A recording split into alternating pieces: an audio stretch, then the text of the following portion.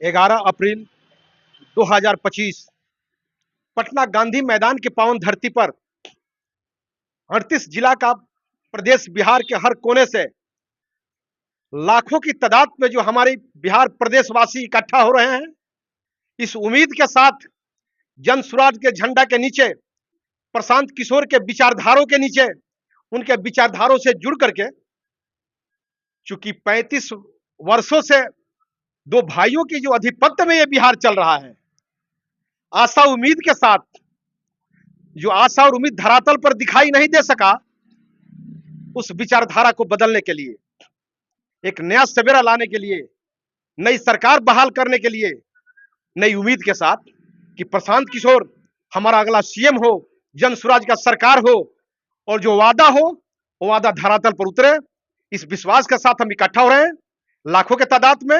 और जनता में उत्सुकता है, यह बदलाव की भावना है, श्रद्धा से लोग आ रहे हैं, बिना दबाव, बिना प्रेशर के हम लोगों ने आने की व्यवस्था दे रहे हैं। बहुत से लोग हमारी व्यवस्था से नहीं, अपने व्यवस्था से चल के आ रहे हैं। यही हमारी तैयारी है गांधी मैदान की, जो 11 अप्रैल को पूरे प्रदेश की निगाहों तक पहुंचेगी।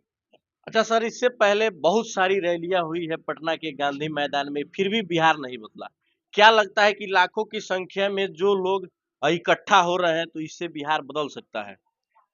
देखिए, जनता की दुआ और आशीर्वाद तो सब लेके वादा करके सब ले लेते हैं, लेकिन उसी में कोई ऐसा बेटा पैदा होता है, कोई ऐसा ऐसा व्यक्ति आता है जिनकी विचारों से व्यवस्था बदलती है, कोई ऐसा कप्तान आता है जिनके बदल जाने से नापाक इरादे भी बदल जाते हैं, उस संगठन के, उस व्यवस्थापकों के मंसूबा बदल जाता है। ये तो कप्तान पर निर्भर करता है कि हमारा कप्तान का विचारधारा कैसा है, उनका इरादा कैसा है, उनकी संस्कार कैसा है, उनकी संस्कृति कैसा है। तो प्रशांत अपने पवित्र विचारधारों से झोपड़ी में पैदा लेकर के आज इतनी ऊंचाई तक चलने का सपना देखा है। वो इमारत का बेटा नहीं है, एक गरीब का बेटा है। जाति पाति धर्म पर इससे कोई विचार नहीं बनता। विचार बनता है जो धूप में पैदा होता है, धूप का दर्द जानता है, जो बाढ़ क्षेत्र में पैदा होता है, बाढ़ क्षेत्र का दर्द जानता है, जो कोठी इमारत में पैदा होता है, इमारत और मखमल का मजा जानता है, धूप और धरातल का मजा नहीं जानता मेरे भाई। इसलिए मैं पूरी प्रदेश को यह मजबूत इरादों के साथ आह्वान कर रहे हैं कि प्रशांत किशोर एक गरीब का बेटा है, झोपड़ी में जन्म लेने वाला बेटा है। वो दर्द सहा है, बारिश की बूंदों में भीगा है, धूप की तीखी किरणों में उन्होंने अपना जीवन बिताया है। तो जानता है कि धूप का मजा कैसा होता है, धरातल का मजा कैसा होता है, और मखमल का मजा कैसा होता है मेरे भाई।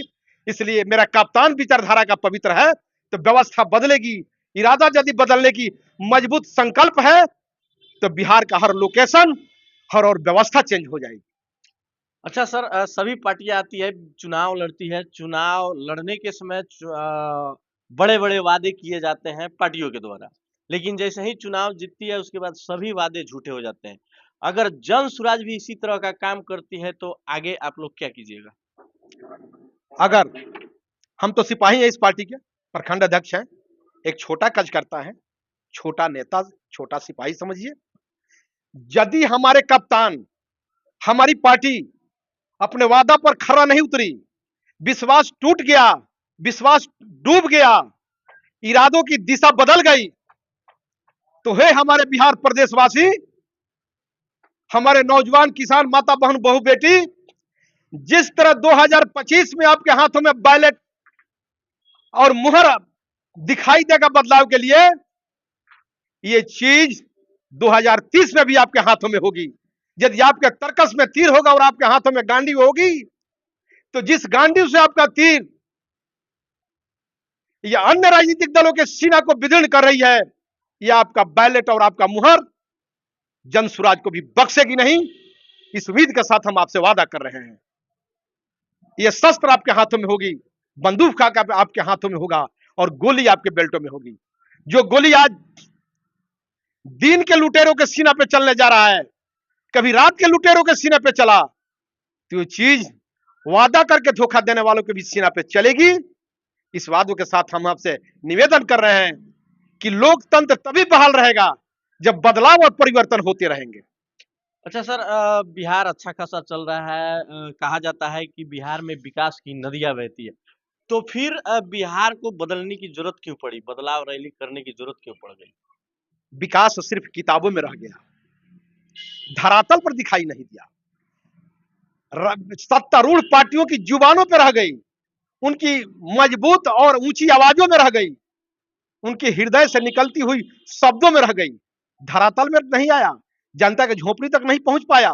जनता को सुख सुविधा की जो उम्मीद जताई गई थी वो जनता के निगाहों तक, उनके घरों तक नहीं पहुंचा। ये शब्द सिर्फ उनके कानों तक पहुंच पाया। तो कैसे जाना जाए कि विकास से जनता की झोपड़ी पर इमारत बन पाया, जनता के निरक्षर बच्चे शिक्षित हो पाए, विद्यालय पर करोड़ों रुपया खर्चा हुआ, शिक्षा पर, विद्यालय के भवन ऊंचे ऊंचे बन गए, वहां के शिक्षक बढ़िया नहीं हुआ, शिक्षा की पद्धति बढ़िया नहीं बनी।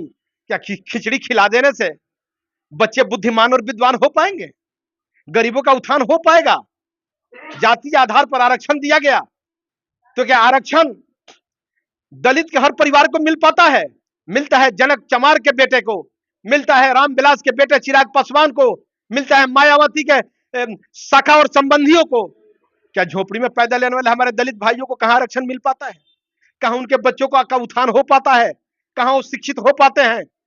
अगर ऐसा होता तो आरक्षण की जरूरत क्या थी? कमीशन के साथ यदि हर लोग अपने मंजिल को पाते, हर जाति के लोग, हर धर्म के लोग, क्या हमारे दलित भाई बिना आरक्षण के कमीशन से आईएएस आईपीएस नहीं बनते? बिहार में जितनी बड़ी संख्या में आईएएस और आईपीएस पैदा होते हैं, उतनी ही बड़ी संख्या में बिहार की धरती से मजदूर, रिक्शा चालक, टेम्पू चालक, टांगा चलाने वाले, पोलदार, बोरा ढोने वाले, काम करने वाले मजदूर भी पैदा होते हैं। बिहार के चमन में दोनों फूल खिलते हैं। लेकिन सिर्फ बुद्धिमान और विद्वान पैदा हो तो यहाँ के नेताओं का, यहाँ के कप्तानों का, हर संगठन के बड़े हस्तियों की विचारधारा और निगाहें बदल जाएगी, तो बिहार केरल जैसा 100% शिक्षित हो पाएगा।